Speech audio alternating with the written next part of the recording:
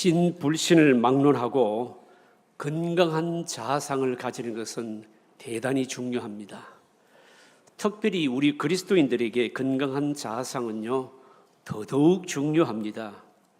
그 이유는 우리가 건강한 자아상, 그러니까 자존감을 회복하지를 못하면요, 천국은 가겠지만 이 세상에서 하나님께서 주시는 바로 믿음의 풍성함을 누릴 수가 없습니다. 또 건강한 자아상을 가지지를 못하면 우리가 하나님 앞에 쓰임을 받을 수가 없습니다. 일그러지고 부서진 이 자아상이 치료되지 못하고 회복되지 못하면 나타나는 특징이 있습니다. 다른 사람들과 어울리지를 못하고요, 항상 방어적인 태도를 가지게 되고, 그래서 사람들과의 관계를 정상적으로 하지를 못합니다. 특히 이제 하나님께서 자기 백성들을 연단시킬 목적으로, 훈련시킬 목적으로 고난을 주실 때, 이때에 그 고난을 잘못 이해하는 경우가 많이 있습니다. 나는 무능하구나, 다른 사람에게 별로 도움이 되지를 못하는구나, 그러면서 나는 아무런 유익을 주지 못하니, 그런 생각을 통해서 바로 패배감을 가질 수가 있는 겁니다. 그래서 우리는 건강한 자아성을 가지는 것이 나에게도 중요하고, 또 내가 하나님 앞에 쓰임받기 위해서는요, 반드시 바로 회복되고 치료되어야 될 부분인 겁니다. 그런데 이 건강한 자아성은요, 나 혼자 노력한다고 되는 것이 아니라 다른 사람들과의 관계에서 이루어지는 것이 바로 보통입니다. 그러니까 주위에 있는 사람들이 나를 어떻게 대하는가, 이걸 통해서 내가 나를 인식하기 때문에 다른 사람이 나를 어떻게 대해주는가 대단히 바로 중요한 겁니다. 오늘 저와 여러분들이 읽은 이 본문의 내용은 다 읽지는 않았지만, 애굽왕 바로가요, 요셉이 이 바로왕의 꿈을 해석하고 난 이후에 요셉을 굉장히 존귀하게 높이는 장면입니다.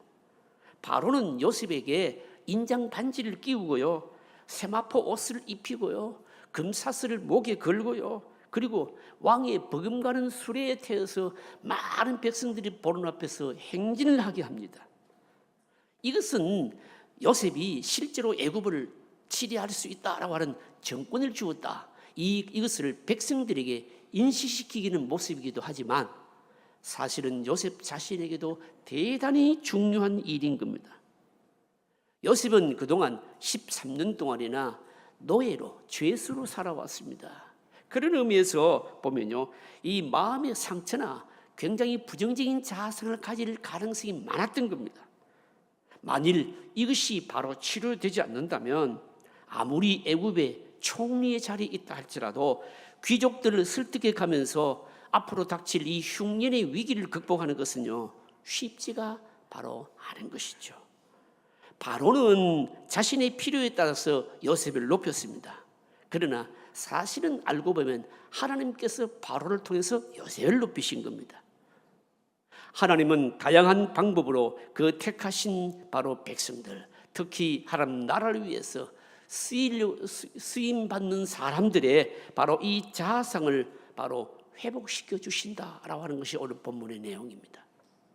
오늘 우리들이 예수님을 믿고 믿음 생활하면서 천국 가는 복을 우리가 이미 다 얻었기도 하지만, 그러나 이 땅에서 하나님의 백성으로 하나님 나라를 위해서 헌신하고 쓰임을 받고 또 내 자신이 풍성함을 누리기 위해서 하나님께서 우리의 내면적인 부분에도 얼마나 치료를 하시고 우리에게 보상해 주시고 우리를 바로 회복시켜 주시는지, 바로 이 부분에 대해서 말씀하시는 내용입니다. 저와 여러분들이 하나님의 백성으로서 누릴 수 있는 이 자아상 회복을 통해서 존귀함을 다시 한 번 더 발견하는 은혜가 있으시기를 바랍니다. 오늘 첫째로 생각할 것은 요셉을 높이는 바로입니다. 애굽왕 바로가요, 2인자를 이렇게 세우는 일은, 이거는 보통 일이 아닙니다. 절대 권력을 가진 왕이 가장 우려하는 것이 뭔가 하면 권력 누수 현상입니다. 절대 권력을 가진 사람은 절대로 2인자를 세우지 않습니다.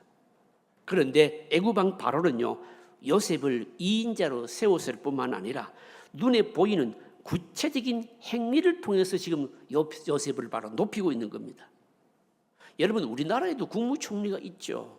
근데 우리나라의 국무총리는요, 실권이 거의 없습니다. 대개 대통령 바람막이를 하는 것 아니겠습니까?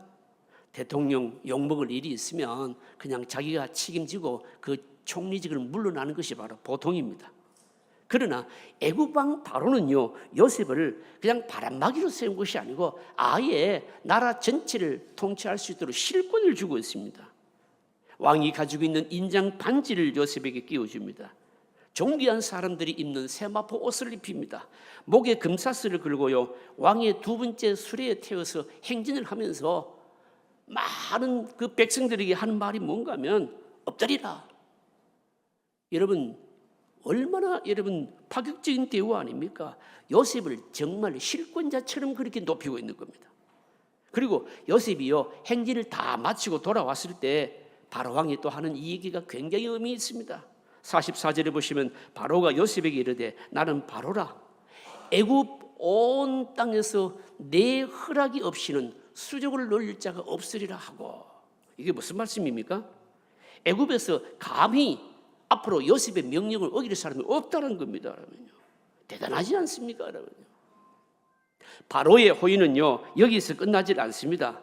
요셉의 이름을요, 애굽식으로 이름을 짓습니다. 45절 상반절에 보시면요, 그가 요셉의 이름을 사브낫 바네아라 하고, 이건 이제 애굽식 바로 이름입니다. 여기에 이 사브낫 바네아라고 하는 이 말이 무슨 뜻인지 뜻이 분명치 않습니다. 그런데 여기에 바네아라고 하는 이 말은 생명이라고 하는 뜻입니다. 대부분의 주경학자들은 생명의 구원자 이런 뜻 아닐까 그렇게 해석합니다. 그리고요, 또 요셉에게 애굽 제사장의 딸과 결혼을 하게 합니다. 45절 하반절에 보시면 또 온의 제사장 보디베라의 딸 아스나스를 그에게 주어 아내를 삼게 하니라. 요셉이 나가 애굽 온 땅을 순찰하니라. 애굽 이방 나라에 있는 제사장인 구약 시대의 이스라엘의 제사장과는 그런 개념은 아닙니다. 그럼에도 불구하고 이 바로 그 애굽에서의 제사장은요, 이것은 단순한 종교인이 아니고요, 가장 높은 귀족이었습니다. 결국 요셉으로 하여금 가장 높은 귀족의 딸과 결혼하게 함으로 말미암아 이 바로 왕이 그러니까 아주 요셉을 파격적으로 지금 대우를 하고 있는 겁니다. 여러분, 바로 왕이 요셉을 이런 식으로 파격적으로 대우하는 여러분 이유가 여러분 뭘까요? 바로 왕에게 풀리지 않는 꿈이 바로 가장 어려운 문제인데, 바로 이 바로 왕이 꾼 꿈은 나라 전체의 생사가 걸린 문제인데, 바로 이 꿈을 해석했고요, 앞으로 이 꿈을 이루어가는데 요셉이 바로 적격이라는 거죠, 여러분요. 그래서 어떤 면으로 보면 바로는 요셉에게 참 감사하고 있는 겁니다. 만약에 요셉이 꿈을 해석하지 못하고 그랬더라면 앞으로 나라가 어떻게 되겠는가 생각하면 끔찍하죠, 여러분요. 그런데 요셉이 꿈을 해석하긴 했지만 사실은 그 꿈은 아직까지 이루어지질 않았습니다. 이 꿈은 진행 중이고 앞으로 이루어져야 하는 겁니다. 그래서 바로는 요셉에게 모든 실권을 주어서 이 꿈이 이루어지도록 해달라. 바로 이겁니다, 여러분. 흉년 가운데서도 모든 백성들을 나라를 살리도록 해달라. 그래서 힘을 실어주고 있는 겁니다. 요셉을 이런 식으로 높이질 않으면요, 여러분 누가 그의 말을 들으려고 하겠습니까? 노예 출신이고 죄수 출신인 요셉의 말을 여러분 고관들이나 백성들이 들으려고 하겠습니까, 여러분요? 이렇게 바로는요, 바로 필요를 위해서 요셉을 바로 이렇게 바로 높이고 세웁니다. 그런데 이것이 사실은 요셉 개인에게도 대단히 중요한 겁니다. 왜 그럴까요? 요셉은 십수년 동안 바로 노예로 죄수로 생활해 왔기 때문에 보이지 않지만 마음에 깊은 상처가 있었던 것이 분명할 겁니다. 특히 여러분 요셉은요, 그동안에 배신을 많이 당하지 않았습니까? 가까운 형들로부터 배신을 당해서 애굽의 노예로 팔려왔습니다. 보디발의 집에서 충성을 다했는데 아내의 말만 듣고서는요, 결국은 빠져나올 수 없는 감옥에 바로 넣어버린 사람이 보디발 아닙니까? 이것도 배신이죠, 여러분요. 감옥에서 만난 이 술 맡은 관원장은 자기가 복직이 되면 생각해 주겠다라고 해서는 까마득히 잊어버린 겁니다. 이런 일련의 과정들을 생각하게 되면 이 요셉의 마음속에 남아있는 배신으로 인한 상처와 여러분 이런 아픈 마음은요, 이루 말할 수가 없을 것입니다. 여러분, 노예 죄수로 있으면서 자존감을요 바로 어떻게 보면 다 잃어버릴 수가 있는 것이죠. 하나님께서 요셉을 훈련시키시고 낮추는 그런 고난의 시간이었지만 실제로 요셉의 마음속에는 구겨진 자존감이 바로 남을 수밖에 없었다는 것이죠. 여러분 이런 낮은 자존감으로 만약에 요셉이 총리직을 수행한다면 여러분 어떤 일이 일어나게 될까요? 다른 사람 눈치 안 보겠습니까? 누가 큰 소리 치면요 바로 주눅이들은 이런 자존감 가지고 있지 않겠습니까? 이런 자존감을 가지고 자신이 여러분 높은 공안들을 만나고 백성들을 통치하면 여러분 자신감은 둘째치고 여러 가지로 얼마나 마음에 장벽이 있겠습니까? 그래서 하나님은 삼중사중으로 요셉의 이 존귀함을 사실은 바로를 통해서 회복시켜주고 있는 겁니다. 여러분 예수님이 우리에게 하신 말씀이 뭡니까? 요한복음 10장 10절 하반절에 보시면 말씀하잖아요.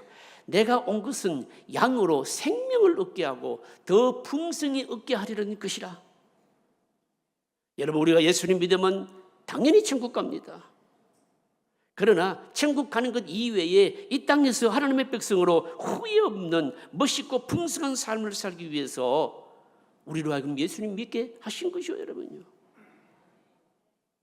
사실은 우리가 예수님 믿고 나서 믿는 과정에서 또 믿고 난 이후에 연단받는 과정에서 여러분 여러 가지를 많이 경험하죠 여러분요. 어떤 경우에는 하나님께서 우리를요 훈련시키신다고 가진 것을 가져가실 수도 있고 잃어버릴 수도 있잖아요. 그래서 그냥 잃어버렸다는 상실감에 빠질 수도 있습니다. 믿음 지킨다고 가족들과의 관계도 소원해지고요, 친구들도 떠나고요, 심지어는요 사회에 잘 적응하지 못할 수도 여러분 있습니다. 세상 가치관과 성경 가치관이 너무 맞지 않아서 도무지 적응하지 못하고 살아오면서 어떻게 보면 세상에서 실패자 비슷한 이런 모습을 가질 수도 있는 것이죠. 믿음은 있는데 도저히 삶이 풍성하지 않다는 것이죠. 그런데 하나님은 자기 백성들을 훈련만 시키시고 내버려 두시는 하나님이 아니십니다. 여러분요. 다시 이 세상에 복귀시켜 주시는 거죠. 여러분요. 어떻게 복귀시켜 주실까요? 대체로 보면 우리 속에 있는 아름다운 것을 보고 세상 사람들이요 인정을 하면서 칭찬하면서 박수 쳐주는 것이죠. 여러분요. 때가 되면 세상 사람들의 입을 통해서 위로를 해주시고요, 높여주시고요, 그리고 또 믿을 수 없을 정도로 내 모습을 뭡니까? 인정해 주시죠. 이런 게 뭔가 하면 하나님께서 다 우리의 이 자아상을 회복시켜 주셔서 자존감을 높여 주셔서 이 세상에서 더 믿음으로 힘있게 살고 하나님 앞에 더 쓰임 받도록 해 주시는 것이죠. 여러분요. 사랑하는 성도님 여러분, 우리가 예수 그리스도를 믿고 천국 가는 것으로 만족하지 말고 이 땅의 삶 가운데서도 하나님께서 다양한 방식으로 우리를 치료해 주시고요, 회복시켜 주시고 만져주시는 은혜를 다시금 여러분 체험하시기를 바랍니다. 하나님은 그렇게 하십니다. 여러분요. 구원받은 백성들의 낮은 자존감 다 때가 되면 믿음으로 살면 때가 되면 다양한 방식으로 다 복귀시켜 주시는 겁니다. 여러분 이때 우리는 하나님을 더 찬양해야 될 것이고요, 그것으로 하나님 앞에 더 크게 복음의 능력으로 영광을 돌리는 삶으로 여러분 살아야 되는 겁니다. 오늘 둘째로 생각할 것은요, 바로의 호의에 대한 이 요셉의 반응입니다. 바로는 넘치는 호의에 대해서 이 요셉의 반응은요 성경이 별로 기록하지 않습니다. 그 대신에 성경은 두 가지를 특이하게 기록하고 있습니다. 하나는요 요셉이 자기 일을 열심히 하는 것을 기록하고 있습니다. 요셉은 총리로 임명되자마자 자기 임무를 다하기 위해서 전국을 순찰했다, 바로 그렇게 합니다. 그리고 또 그래서 45절 하반절에 보시면 요셉이 나가 애굽 온 땅을 순찰하니라. 총리로 임명되자마자 요셉이 한 게 뭔가 하면 그냥 총리 되었다 막 기쁘고 호들갑 들고 잔치 벌이고 그렇게 하지 않고 곧바로 전국을 순찰하면서 일을 했다는 겁니다. 그리고 다른 하나는요, 이 바로 왕의 꿈대로 요셉이 흉년이 시작되기 전에 요셉이 두 아들을 낳았는데 이 아들의 이름을 아주 의미 있게 짓습니다. 고대인들은 표현할 수 없는 마음을요 자식의 이름을 통해서 나타낼 때가 많이 있었습니다. 두 흉년이 들기 전에 두 아들의 이름, 아들을 얻게 되는데 두 아들의 이름을요, 큰 아들의 이름을 뭐라고 짓는가 하면 51절에 보시면 므낫세. 무슨 뜻입니까? 잊는다, 그런 뜻입니다. 이건 뭘 잊는다는 걸까요? 요셉이 뭘 잊고 싶었을까요? 분노의 짐 아니겠습니까? 라면요, 억울함의 짐, 상처의 무거운 짐을 다 잊는다, 그런 뜻인 겁니다. 그리고요, 또 둘째 아들의 이름을 52절에 보시면요, 에브라임 이렇게 짓거든요. 뭔 뜻인가 하면 결실한다, 이런 뜻입니다. 여러분, 이걸 보게 되면 므낫세, 잊는다, 에브라임 결실한다, 이걸 보게 되면 요셉이 이 첫 아들을 낳을 때까지 얼마나 애굽에서 그의 생활이 생소했는지 이거 우리가 알 수 있습니다. 요셉이 얼마나 가나안 땅을 잊지 못하고 있었는지 알 수 있습니다. 그리고 그동안 애굽에 팔려와서 지금까지 오는 그 과정에서요, 배신과 비참한 생활로 악몽을 떨쳐버리지 못했다, 이거 우리가 알 수 있지요. 그런데 큰 아들을 딱 낳았을 때 이걸 다 청산하는 겁니다. 이제는 잊겠다는 겁니다. 이제는 다 털어버리겠다는 겁니다. 그리고 두 번째 아들을 딱 낳았을 때는 이제는 애굽에서 한번 살아보자, 애굽에서 한번 열매를 맺어보리라, 이런 뜻으로 에브라임 이렇게 지었다는 겁니다. 여러분, 이게 오늘 우리에게 의미하는 바가 뭘까요? 요셉이 총리가 되고 아들 둘이나 낳으면서 뭘 깨달았는가 하면 하나님께서 왜 여기까지 자기를 몰아넣으셨으며 왜 노예로 죄수로 비참한 상황까지 이렇게 오게 되었는지 이제는 알게 되었다, 이 뜻이죠, 여러분요. 그래서 그 뼈아픈 과거를 잊고요, 주어진 현실을 그래서 최선을 다해서 이제는 열매 맺어 보리라, 이 마음을 가졌다는 겁니다. 결국 요셉은요, 이 바로 왕의 이 호의를요, 개인적인 호의로 생각하지를 않고 하나님께서 요셉을 위로하기 위해서 바로를 쓰신다라고 받아들였다는 것이에요. 요셉은 바로의 말과 호의를 통해서 하나님의 음성을 듣고 있고요, 하나님의 손길을 지금 체험하고 있는 겁니다. 물론 지금까지도 하나님께서 자신과 함께 하신다는 것은 뭡니까? 확신하고 있었지만 바로를 통해서 구체적으로 뭡니까? 확증을 하고 있는 겁니다. 그리고 나서 요셉이 총리가 되었습니다. 실권을 잡고 나서 한 것이 뭡니까? 총리가 되었으니 기쁘다, 그러면서 막 잔치를 배설하고 이런 것 하지 않습니다. 그리고 그동안에 또 자신이 억울함을 당하고 이런 일들이 많이 있었는데 이런 부분들에 대해서 일체 정치적인 보복을 하지를 않습니다. 사람들은요, 대개 실권을 잡으면요, 힘을 잡고 권력을 잡으면요, 자꾸만 여러분 뭡니까? 보복을, 감정적인 보복을 하는 겁니다. 요셉은 그렇게 하지 않았다는 것이죠. 하나님이 나에게 이런 은혜를 주셨고요, 나에게 이런 계획이 있었구나, 이거 깨달으면서 이 은혜를 어떻게 보답할까, 1000분의 1, 10,000분이라도 어떻게 보답할까, 이거 생각하면서, 그러면서 보복하지 않고 바로 자신의 직무를 충실하게 감당하고 있는 겁니다. 사랑하는 성도 여러분, 요셉의 이 태도가 우리에게 주시는 교훈이 뭡니까? 하나님이 나에게 복 주실 때, 하나님께서 나에게 은혜 주실 때, 하나님께서 나에게 뭔가 치료하시고 새롭게 하실 때 그 은혜에 보답할 수 있는 길이 뭐냐라고 하는 겁니다. 나에게 아픔을 주고 괴로움을 준 사람들을 관대하게 대하는 겁니다. 여러분, 흘러간 역사를 어떻게 되돌릴 수가 있겠습니까? 그거는 흘러간 역사는 하나님께 맡기고 그냥 용서하는 겁니다. 내 마음에 들지 않는 사람에 대해서 관대하게 대하는 것이죠, 여러분요. 그것이 하나님께서 나에게 은혜 주시고 나를 치료하시고 나를 어루만지시는 그 하나님에 대해서 조금이라도 보답하는 방법인 겁니다. 그리스도인들에게 자존감은 대단히 중요합니다. 자존감이 회복되지 않으면요, 남이 나에게 칭찬할 때 그 칭찬도 칭찬으로 안 받고요, 욕으로 받아요, 여러분요. 자존감이 회복이 안 되면은 누군가가 뭘 진실된 얘기를 하는데 그 진실된 얘기도요, 전부 곡해서 받아들입니다, 여러분. 심지어는요, 자존감이 회복되지 않으면요, 늘 관심사가 뭔가 하면 남의 결점이나 약점이나 이런 것들을 끄집어내서 얘기를 막 하고, 그래야 속이 시원하고요. 그 왜 그런가 하면 다 자존심이 회복이 안 되고 왜곡되어서 여러분 그런 겁니다. 우리 안에는 컴플렉스도 있고 자격지심도 있고 사실은 우리가 예수 그리스도를 믿는다고 하지만 사실은 왜곡된 이 바로 자아상이 얼마나 뿌리 깊은지 모릅니다. 여러분. 이게 회복이 안 되면 생각하고 보고 판단하는 모든 것들이요, 여러분 하나님의 은혜도 하나님의 축복도 은혜로 축복으로 받아들이지 못하고 누리지를 못하는 겁니다. 여러분. 회복되어야 된다는 거죠. 여러분. 건강한 자아상을 어떻게 회복할 수 있을까요? 하나님의 때가 있습니다. 여러분 이 세상에도 하나님의 때가 있지만 하나님께도 중요한 때가 있습니다. 여러분. 하나님의 때가 되면 높일 자를 높이고 낮출 자를 낮추시고 회복시키시고 치료하시고 어루만지시고 하나님이 다 아십니다.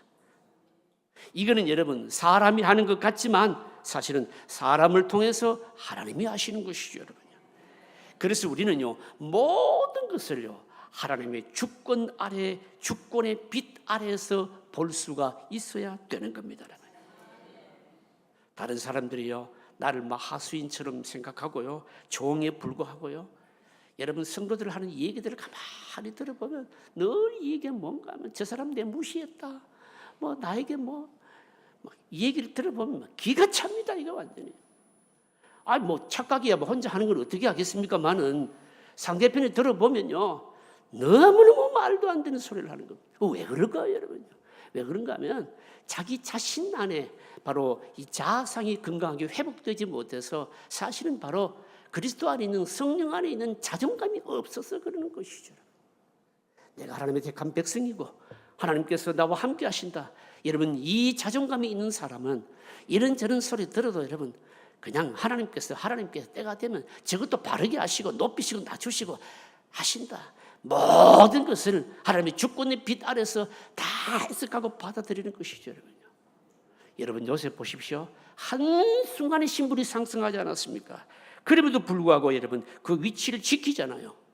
바로 하나님께서 이것 위해서 요셉의 자존감을 찾은 자아상을 회복시켜 주셨던 것입니다. 하나님은 자기 백성을요 낮추신 이후에요 다시 복귀시켜 주십니다. 복귀시켜 주실 때 그때 불시착하면 여러분 안 됩니다. 가볍게 싹 내려앉아야 됩니다. 비행기가요 공항에 여러분 착륙할 때요 배치기 하면 안 되잖아요. 경착륙을 하면 안 되고 연착륙으로 싹 해야 되잖아요. 하나님께서 우리를 훈련시키시고 다시 복귀시키실 때 어떻게 해야 됩니까? 그때 말입니다. 아무런 부작용 없이 하나님의 은혜구나 잘 받아들이면서 사뿐히 내려앉을 수가 있어야 된다는 거죠, 여러분요. 하나님께서 은혜를 주셨는데 그 은혜를요 자기 감정을 푸는 수단으로 사용하게 되면요 은혜는 다시 거두어지는 것이죠, 여러분요. 하나님께서 은혜, 복, 뭘 회복을 주실 때에 그것으로 하나님께 영광을 돌려야 되는 겁니다. 사랑하는 성도 여러분, 특히 여러분 나쁜 기억 오래 품지 마십시오, 여러분요. 어두운 자들의 특징이 뭔가 하면 나쁜 것들을요 오래오래 담고 자꾸 기억하는 겁니다. 나쁜 것들을 빨리 청산하십시오, 여러분. 머나세 이러면서 막 털어버리고 잊어버리고 이렇게 해야 되는 겁니다. 사단은요 분노, 억울함, 상처 이런 것들을 자꾸 품게 만드는 거죠. 여러분 요셉이 개인적으로 생각하면 얼마나 분노가 많았겠습니까? 하지만 훌훌 털어버립니다. 하나님이 은혜 주시고 회복시켜 주실 때 요셉처럼 털어버리는 것, 이게 뭡니까? 하나님 앞에 쓰임 받을 수 있는 바로 백성인 겁니다. 오늘 마지막으로 생각할 것은 요셉의 행적입니다. 요셉이 총리가 됐습니다. 7년 풍년, 7년 흉년인데 이거 이제 정치를 해야 됩니다. 정치하는 사람들에게 어려운 것 중에 하나가 농업 정책입니다. 왜 그럴까요? 농업 정책이 어려운 이유는 수요와 공급을 조절하기가 쉽지 않다라고 하는 겁니다.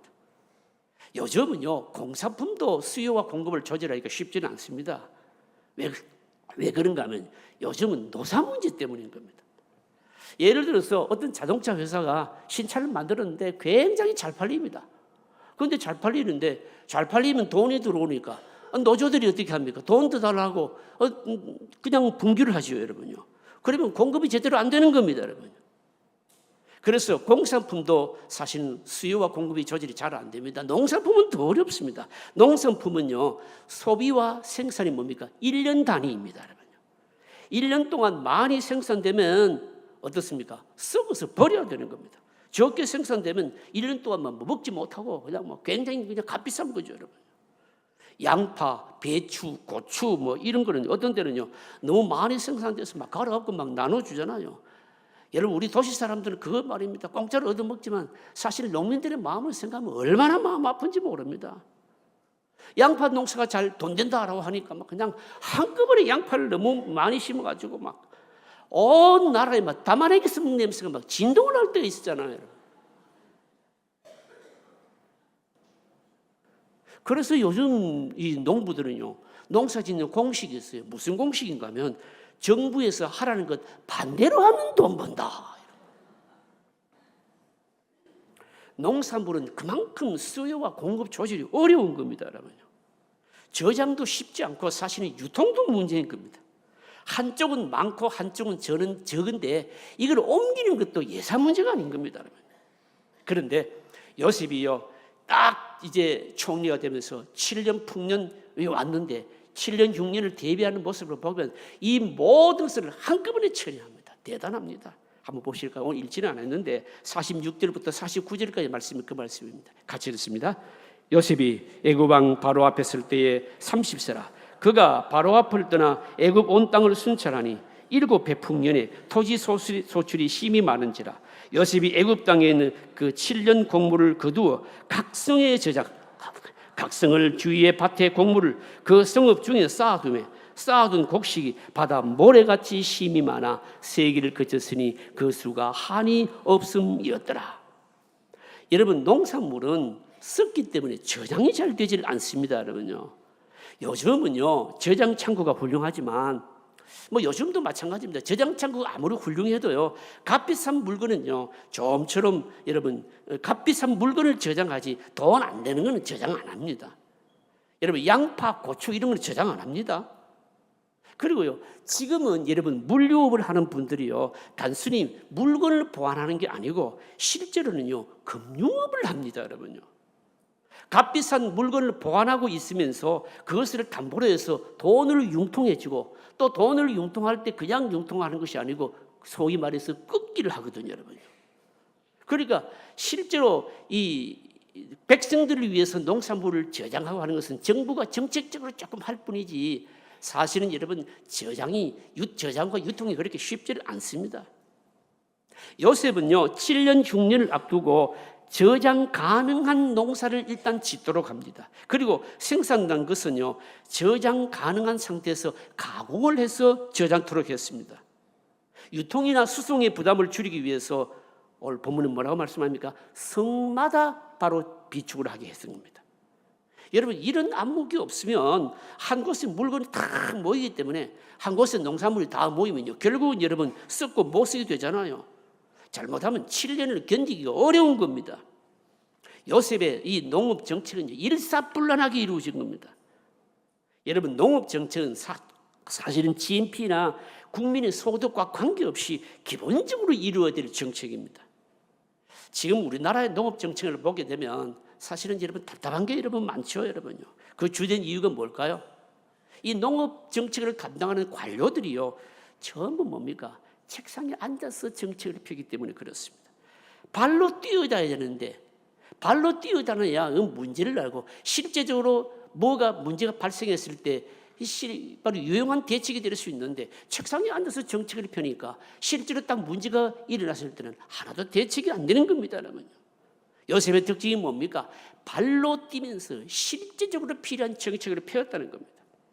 그리고요, 여러분, 더 놀라운 게 뭔가 하면 나중에 7년 풍년 뒤에 실제로 7년 흉년이 온 겁니다. 흉년이 왔을 때 어떻게 했느냐? 여러분, 놀랍습니다. 한번 보실까요? 56절, 57절입니다. 같이 읽어보실까요? 56절, 57절이 있습니다. 온 지면에 기근이 있음에 요셉이 모든 창고를 열고 각국 백성도 양식을 사려고 애굽으로 들어와 요셉에게 이르렀으니 기근이 온 세상에 심함이었더라. 실제로 흉년이 왔을 때 창고를 풀어서 곡식을 나누죠. 그런데 곡식을 나누는데 어떻게 나눕니까? 우리 같으면 뭡니까? 무상으로 배급하겠죠. 요즘 우리가 무상 배급 받고 있잖아요, 여러분요. 많은 건 아니지만 전 국민이 막 좋다고 지금 받고 있잖아요, 여러분요. 이거 분명히 제가 이 얘기하게 되면 여러분들이 정치적인 논리로 막 이랬다 저랬다 할 것 같아서 언급하지는 않겠습니다만, 어쨌든 여러분 이 요셉의 정책과 한번 비교해 보면 지금 생각할 게 굉장히 많다는 거죠, 여러분요. 요셉은 절대로 무상으로 나눠주질 않습니다, 여러분요. 어떻게 합니까? 돈을 받고 곡식을 팔았습니다. 왜 그랬을까요? 무상분배하면 7년을 견디지를 못합니다, 여러분. 무상분배하면요, 백성들 전부가 도둑놈이 될 가능성이 많습니다. 아니면 도둑놈까지는 아니지만 전부 게으를 가능성이 많은 것이죠. 그래서 7년 동안 곡식을 팔므로 자기 목숨에 대한 책임을 지게 하고 백성들로 하여금 긴장하게 했다는 거죠, 여러분. 여러분, 여기 보면 요셉이 이 창고의 기능과 목적을 너무너무 잘 알고 있었다는 겁니다. 여러분, 창고의 기능과 목적이 뭡니까, 여러분요? 쌓아두는 기능을 하는 창고의 목적, 사실은 열어주기 위한 것이 아니겠습니까, 여러분? 비우는 것이 창고의 목적인 겁니다, 여러분. 창고에 쌓아두는 이유가 뭘까요? 쌓아두는 그 자체가 목적이 아니죠. 나누어주고 베풀어주기 위해서인 겁니다. 계속 들어오고 나가야 되는데, 그러면서 순환이 유통되도록 하는데 이 부분에 있어서 백성들의 도덕적 해이를 뭡니까? 다 생각했다는 거죠, 여러분. 여러분, 사실은 창고와 같은 역할을 하는 것이 뭡니까? 여러분, 저수지 아니겠습니까, 여러분? 저수지에 물을 가둬두는 이유가 뭡니까? 흘러보내기 위해서요. 가뭄때예요. 흘러보내지 않으면 뭡니까? 여러분, 물 그 자체는 의미가 없는 것이죠. 사실은 여러분, 오늘 교회가요, 하나님 나라가 일해야 된다는 거죠, 여러분요. 여러분, 우리 교회는요, 하나님 나라는 계속 일해야 됩니다. 사흘 둘 겨를도 없이 계속 흘려보내야 되는 겁니다. 여러분, 그렇게 많은 사람들이 뭡니까? 사실은 하나님 나라 교회를 통해서 뭔가가 여러분 뭡니까? 얻어먹고 살아나야 되는 거죠, 여러분요. 사랑하는 성도 여러분, 창고를 여는 삶을 살 수 있기를 바랍니다, 여러분요. 우리의 창고가 많은 사람을 살리고요, 그 창고를 하나님께서 다시 채워주시는 그런 삶을 오늘 우리가 꿈꿔야 된다는 거죠, 여러분. 창고 앞에 줄 서는 자가 아니고 창고를 여는 자가 되어야 되는 겁니다. 많은 사람들이 내 덕을 볼 수 있도록 해야 된다, 이겁니다, 여러분요. 사실은 여러분, 요셉의 이 농업 정책이 우리에게 주시는 교훈입니다. 교회가 영적으로 풍성하고요, 또 힘 있는 대로 어떻게 하든지 세상 사람들을 향해서 자꾸만 창고를 열고 나눠주고 베풀어주듯이 그렇게 하면서 뭡니까? 하나님으로부터 다시 체험을 받는 것, 이걸 위해서 존재하고, 그래서 뭡니까? 세상 사람들을 살린다는 거죠, 여러분. 말씀을 정리하겠습니다. 오늘 이 본문이 우리에게 주시는 교훈이 뭘까요? 하나님은 우리에게 지혜를 주셔서 요셉과 같은 위치에서 그 진가를 발휘해라. 여러분, 우리가 어떻게 다 총리가 되겠습니까? 그 말씀하시지 않습니다, 여러분요. 그 대신에 어떤 일이 일어나기 전에 도덕적으로 대비하게 하시는 것이죠, 여러분요. 여러분, 애굽의 나라에 7년 흉년이 일어난 것은 이건 그냥 일어난 일이 아닙니다. 공연이 생긴 일이 아닙니다. 하나님의 심판이고 징계입니다. 바로 이것을 통해서 하나님의 백성들을 훈련시키시고요, 하나님의 백성들을 통해서 구원하는 통로로 사용하신다, 여러분, 이겁니다. 그리스도인들은 세상 지혜가 아닌 하나님의 창조의 원리대로 이루어지는 것을 믿는 이 지혜를 가지고 세상을 도와야 된다는 것이죠. 그리스도인들은 믿음의 눈을 가지고요, 미래에 닥칠 일들을 내다보면서 바로 준비해야 됩니다. 하나님께서 높여주실 때 귀한 승리가 있습니다. 이걸 깨닫고 하나님의 뜻에 맞는 삶으로 세상을 섬겨야 된다라고 하는 겁니다.